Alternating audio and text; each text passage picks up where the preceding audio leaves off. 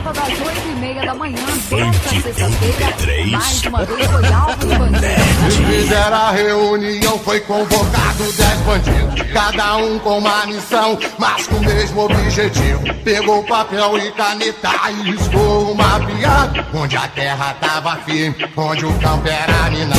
Era uma fita dada pelo mano que é firmeza, que a carga era pesada dentro daquela empresa. Anotou toda a entrada e fez a rota de saída, mas havia esquecido uma câmera escondida que gravou toda a imagem, foi mostrada na TV. Que rolou perseguição e só assim que ele foi ver que um guerreiro revoltado resolveu voltar de ré e travou um tiroteio pra 9 meter o pé. Só bandido de atitude, só guerreiro Robin Hood, não vai fazer disparos e nem fazer refém.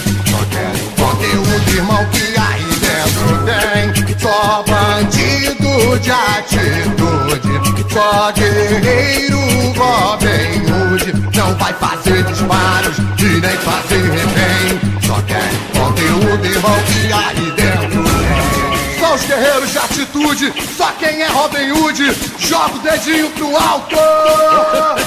E fizeram a reunião, foi convocado 10 bandidos, cada um com uma missão, mas com o mesmo objetivo. Pegou papel e caneta e riscou uma piada, onde a terra tava firme, onde o campo era minado.